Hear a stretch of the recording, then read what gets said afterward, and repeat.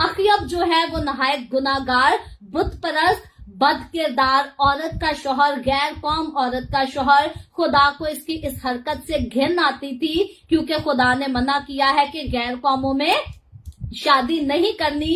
खुदा इस बात के सख्त खिलाफ है। इसने गैर कौम औरत से शादी तो की, और साथ ही वो औरत बद किरदार थी, वो जिनाकारियां भी करती थी, वो बुत परस्तियां भी करती थी, और जादूगरी के कामों में भी इन्वॉल्व थी। आज भी हमारी कौम के कई मर्द ऐसे करते हैं, गैर कौम की लड़कियों से जाकर शादियां करते हैं, उन्हीं के रस्मों रिवाजों में घुल मिल जाते हैं। कई बार अगर अपनी कौम की लड़की से शादी तो कर लेते हैं, लेकिन जॉब पर कोई कुलीग टक्कर जाती है, उसके साथ दोस्ती हो जाती है, फिर बीवी जहर लगना शुरू हो जाती है, और कुलीग के साथ इश्क मशूकी के लांझे शुरू हो जाते हैं। सो आज हमारे माशरे में अगर मैं ऑनेस्टी के साथ कहूं तो ये बात आम है, क्योंकि हमारे लोग गैर कौमों में जाते हैं काम करने के लिए, जॉब के गर्ज से जाते हैं, लेकिन इश्क मशूकी के खेल कोई जायज कोई नाजायज, जायज तो खैर है ही नहीं, लेकिन कई गैर कौम की लड़कियों को अपनी बीवी बनाने के लिए मान जाते हैं, और कई जो है वो अपनी बीवियों के होते हुए गैर कौम की लड़कियों को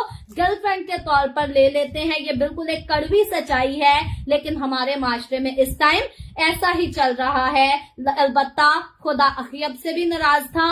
आज हमारी कौम के जो लोग ऐसा करते हैं, वो अपने ऊपर, अपने घर के ऊपर, अपनी नस्लों के ऊपर खुद लानत को दावत देते हैं, क्योंकि बाइबल मुकद्दस में खुदा ने मूसा नबी की मार्फत फरमाया था कि बरकत और लानत मैं दोनों को तुम्हारे सामने रखता हूँ, तुम आप फैसला कर लो।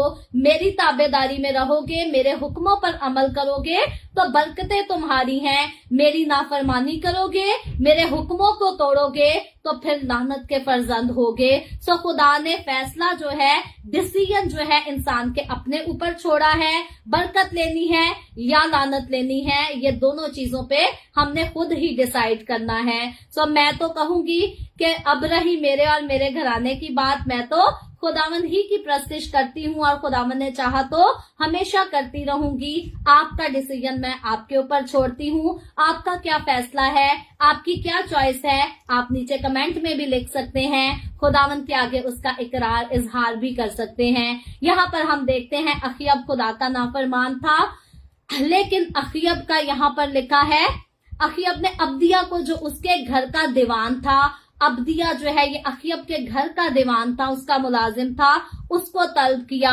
और अब्दिया जो है वो खुदा से डरता था, वो खुदा की राहों पर चलता था। ऐसे बेशुमार घर हैं जिसमें कुछ जो है खुदा के रास्ते पर चलते हैं, और कुछ जो है वो गुनाह में बहुत आगे चले जाते हैं। यहाँ पर अब्दिया इसका मुलाजिम था। सो बादशाह जो है वो तो खुदा का नाफरमान है, लेकिन मुलाजिम जो है वो खुदा का वफादार है।